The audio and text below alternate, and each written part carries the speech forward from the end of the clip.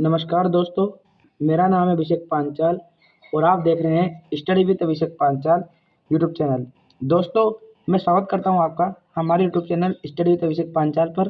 दोस्तों, आज हम संविधान के और जो हमारी राजनीति विज्ञान की बुक के कक्षा 11 की उसकी पूरी बुक के इम्पोर्टेंट प्रश्न लेकर आए हैं। दोस्तों, अगर आप इन प्रश्नों को भी कर लेते हैं तो मैं गारंटी देता हूँ कि आपको 70% लाने से कोई नहीं रोक सकता। तो दोस्तों, इस वीडियो में हम आपको ऐसे इंपॉर्टेंट क्वेश्चन बताएंगे जो कि परीक्षा की दृष्टि से बहुत इंपॉर्टेंट है।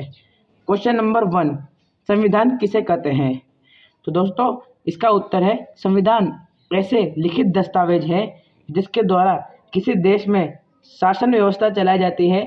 इसमें नियम, कायदे और कानून, सरकार की शक्तियाँ, अधिकार आदि के बारे में विस्तार से लिखा जाता है। तो दोस्तों, संविधान ऐसे लिखित दस्तावेज है, मतलब लिखे हुए हैं जिससे कि किसी देश की शासन व्यवस्था को चलाया जाता है और इसमें नियम, कायदे, कानून और सरकार की शक्तियाँ है आदि को विस्तार रूप से लिखा हुआ है।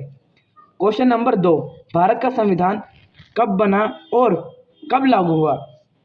तो दोस्तों, संविधान बना है 26 जनवरी 1949 को और संविधान लागू हुआ है 26 जनवरी 1950 को। सॉरी दोस्तों, यहाँ 26 नवंबर आएगा, मैंने 26 जनवरी बोल दिया।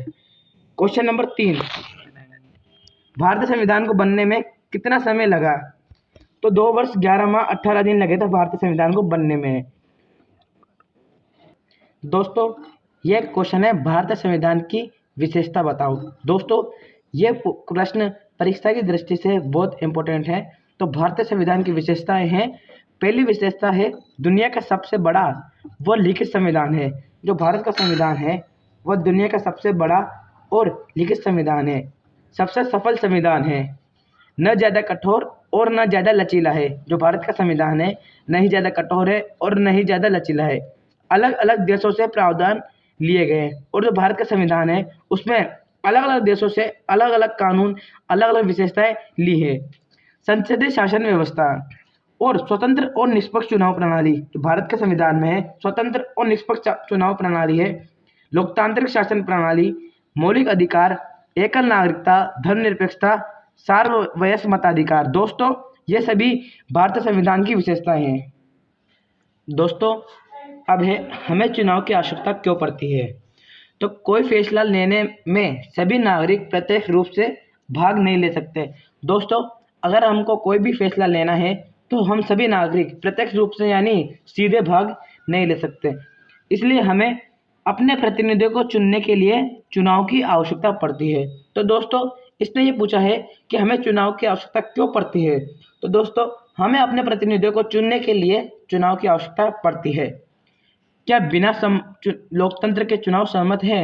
हाँ, संभव है, लेकिन परंतु स्वतंत्रता और निष्पक्ष चुनाव की कोई गारंटी नहीं है। तीसरा क्वेश्चन है, निर्वाचन क्षेत्र का सीमांकन कौन करता है? जो परिसीमन आयोग है, चुनाव आयोग की सहायता से यह काम करने वाली एक स्वतंत्र संस्था है। जो परिसीमन आयोग है वह चुनाव आयोग की सहायता से यह काम करने वाली एक संस्था है। राष्ट्रपति परिसीमन आयोग का गठन करता है। जो भारत का राष्ट्रपति है वह परिसीमन आयोग का गठन करता है। इसका प्रमुख कार्य संपूर्ण राष्ट्र में निर्वाचन क्षेत्र की सीमा खींचना है और जो इसका प्रमुख कार्य है वो पूरे राष्ट्र में यानी कि मतलब कहाँ कहाँ चुनाव होंगे, किस किस क्षेत्र में और कितने एरिया में चुनाव होंगे, इसका काम है। एक और क्वेश्चन है, चुनाव सुधार के लिए क्या क्या कार्य करने चाहिए? मतलब वो जो चुनाव व्यवस्था है उसमें और सुधार करने के लिए हमें क्या क्या कार्य करने चाहिए? तो पहला पॉइंट है चुनावी राज्य के लिए सीमा निर्धारित करना, कि मतलब इस सीमा में चुनाव होंगे। अपराधियों के चुनाव लड़ने से अवघोषित करना, मतलब कि जो अपराधी है उनके ऊपर कोई मामला है तो उनको चुनाव में भाग लेने से मना करना। चुनाव लड़ने में चुनाव धर्म और जाति के आधार पर प्रचार प्रसार नहीं करना, यानी जो अगर चुनाव होगा तो उसमें धर्म और जाति के आधार पर कोई भी किसी भी प्रकार का प्रचार प्रसार नहीं होगा। चुनाव प्रचार में पैसे, शराब आदि का लालच नहीं दिया जाएगा और जो चुनाव प्रचार में है पैसे और शराब का लालच नहीं दिया जाएगा। महिलाओं की भागीदारी सुनिश्चित करना, यानी कि जो चुनाव होंगे उसमें महिलाओं की भी भागीदारी हो। राजनीतिक अपराधीकरण पर रोक, आचार संहिता का पालन करना। और क्वेश्चन नंबर 8 है, मतदाता की आयु कब 21 वर्ष से कम करके 18 वर्ष कर दी। दोस्तों ये प्रश्न बहुत इंपॉर्टेंट है और ये एक नंबर में पूछा जाता है कि भाई मतदाता की आयु कब 21 वर्ष से कम करके 18 वर्ष कर दी। तो इसका उत्तर आएगा सन 1989 में। दोस्तों ये एक और क्वेश्चन है जो कि हर बार एग्जाम में पूछा जाता है, भाई लोकसभा और राज्यसभा में अंतर स्पष्ट कीजिए। लोकसभा के बारे में बताइए, राज्यसभा के बारे में बताइए। तो दोस्तों हम आपको लोकसभा और राज्यसभा दोनों के बारे में बताएंगे। लोकसभा में पहला पॉइंट है संसद का निम्न सदन, यानी जो लोकसभा है वह संसद का निम्न सदन है, और राज्यसभा संसद का उच्च सदन है। जो प्रत्यक्ष चुनाव प्रणाली, यानी जो लोकसभा के सदस्यों का चुनाव है वो प्रत्यक्ष रूप से होगा, और राज्यसभा में अप्रत्यक्ष चुनाव प्रणाली, यानी जो राज्यसभा के चुनाव है वो अप्रत्यक्ष रूप से होंगे। सदस्य बनने के लिए न्यूनतम आयु 25 वर्ष होनी चाहिए। जो लोकसभा का कोई सदस्य बनना चाहता है तो उसकी न्यूनतम आयु 25 वर्ष होनी चाहिए, और राज्यसभा में सदस्य बनने के लिए न्यूनतम आयु 30 वर्ष होनी चाहिए। दोस्तों लोकसभा में सदस्य संख्या 552 निर्धारित है और राज्यसभा में सदस्य संख्या 250 निर्धारित है।